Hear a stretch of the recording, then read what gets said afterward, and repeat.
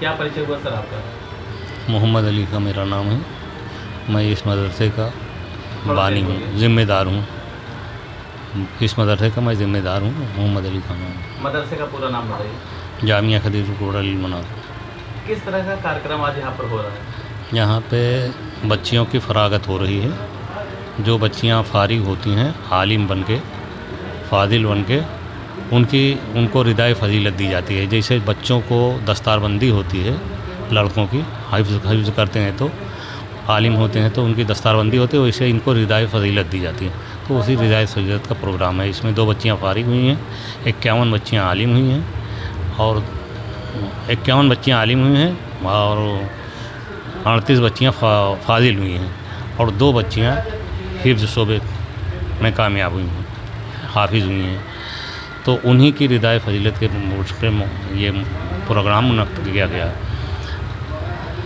अब इसीलिए जब बच्चियों की तादाद है तो भीड़ भी आप लोगों ने देखा ही है कि भीड़ कितनी ज़्यादा है और कोई इंतज़ाम नहीं कर पाते, क्या करें। अच्छा, देखा जाए लगभग कई हज़ारों की भीड़ यहाँ पर है, कैसे मैनेज कर रहे हैं? अब जैसे भी देख रहे हैं, मेजर करें, आप भी तो थोड़ी देर से देख ही रहे हैं कि किस तरह से मैनेज हो रहा है। अब ऊपर छत पे भी ताला खुलवाए, छत पे भेजे बच्चों को बैठने के लिए। कुछ लोग छत पे गए, कुछ नीचे। इतनी बड़ी फील्ड है, उसके बाद भी बैठने की जगह नहीं। 3000 कुर्सियाँ मंगाए थे लेकिन फिर भी कम पड़ी। अब कुर्सी जो टेंट वाले इस्लामगंज सलमान वो दे रहे हैं, उन्होंने कहा कि भाई चचा अब पूरे इलाके की कुर्सी हमने लेके दे दिया, अब हमारे पास कुर्सी देने का इंतजाम है, क्या करें। सर, कितने वर्षों से यह कार्यक्रम हो रहा है? कितने सालों से? ये हो रहा है सन 2000 में इसकी बुनियाद पड़ी है। 2003 से इसकी तालीम की शुरुआत हुई है और ये 7 या 8 से फरागत शुरू हुई है। 10 बच्चियों से फरागत शुरू हुई थी। आज 51 बच्चियाँ और 90-92 बच्चियों की फरागत हो रही है। 10 बच्चियों से शुरू हुई थी फरागत। देखा जाए कहीं ना कहीं जिस तरह मुस्लिम कम्युनिटी में देखा जाए जो आजकल बच्चियों को लोग पढ़ाना नहीं चाहते हैं, तो उनके लिए क्या संदेश देंगे? नहीं, ये तो हाँ, ये सही है कि मुस्लिम कम्युनिटी में नहीं पढ़ाना चाहते हैं।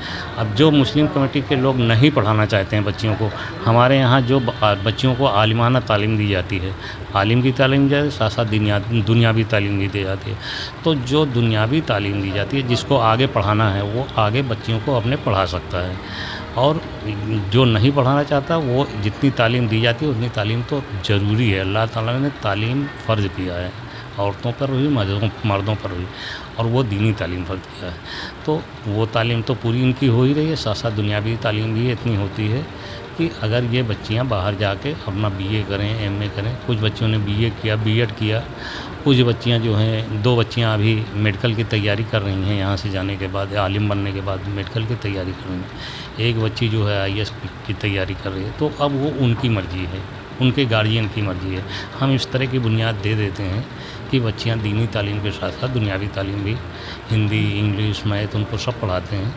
अब विज्ञान और सामाजिक विज्ञान सब पढ़ाते हैं। तो इसलिए बच्चियां अगर आगे जाना चाहती हैं तो आगे भी जा सकती हैं, और नहीं तो लोग अपना शादी ब्याह कर देते हैं इसके बाद। यही तालीम की देखा जाए अभी मदरसा यूपी बोर्ड का रिजल्ट आया और देखा जाए आपके मदरसे का बहुत ही अच्छा रिस्पांस रहा, कैसा महसूस कर रहे हैं आप?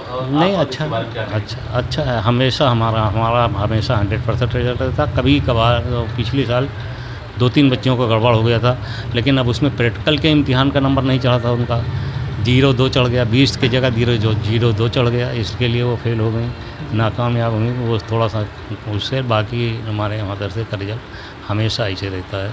करीब 100% बच्चियाँ फारिग होती हैं, पास होती हैं। और आपकी तो फर्स्ट डिवीज़न ज़्यादा है, सेकंड डिवीज़न कुछ है, फर्स्ट डिवीज़न ज़्यादा है। लगभग कितने बच्चे हैं इम्तिहान में कितनी बैठी थी?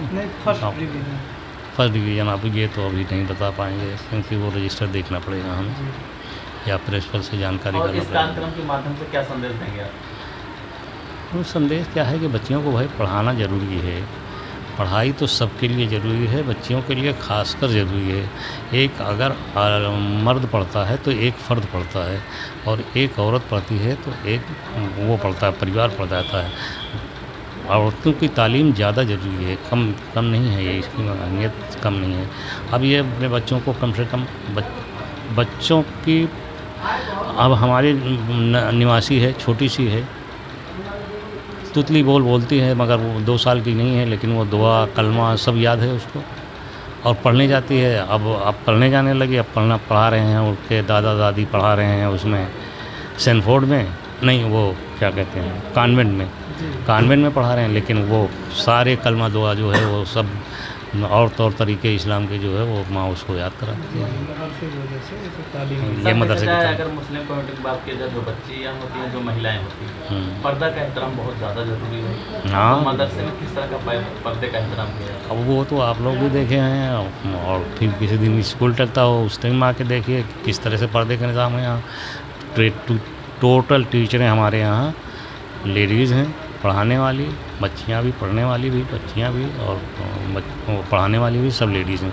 सिर्फ एक जेंट्स स्टाफ है, उसके लिए एकदम से प्राइवेसी का इंतज़ाम है, वो पढ़ाते हैं। एक हाफिज़ हैं, वो छोटी बच्चियों को हिफ्ज़ कराते हैं, बड़ी बच्चियों को नहीं, बड़ी बच्चियों को दूसरी में हाफिज़ा हैं वो कराती हैं। पर्दे का इंतज़ाम रहता है हमारे। पर्दा अल्लाह ने औरतों के लिए किया है, औरतों को पर्दे में रहकर महफूज किया है अल्लाह ताला ने। ये तो दुनिया वाले कहते हैं कि मुसलमान जो है पर्दे में रख के औरतों पे जुल्म करते हैं, ऐसा नहीं है। मुसलमान ने औरतों पे जुल्म नहीं करते, अल्लाह ने पर्दे में रख कर उसको महफूज किया है। हर कीमती चीज़ जो है उसको छुपा के रखी जाती है, तो औरत कीमत है अल्लाह की नज़र में, तो इसलिए अल्लाह ने उसको महफूज किया। लेकिन अब भाई दुनिया तो है